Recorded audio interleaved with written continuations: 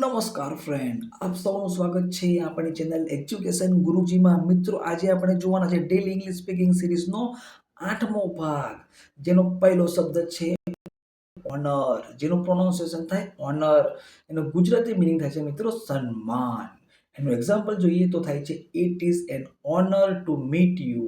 એનો મતલબ થાય તમને મળવું મારા માટે સન્માનની વાત છે. આગળ જોઈશું મિત્રો, બીજો શબ્દ છે બિલીવ.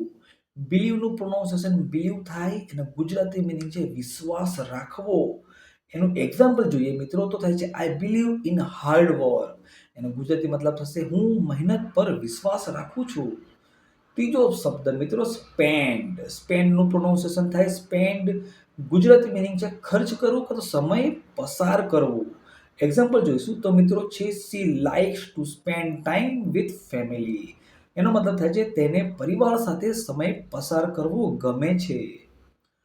ચોથો શબ્દ મિત્રો એક્યુરેટ. એક્યુરેટનું પ્રોનાઉન્સિએશન થાય એક્યુરેટ. એનું ગુજરાતી મીનિંગ છે ચોક્કસ કે સચોટ.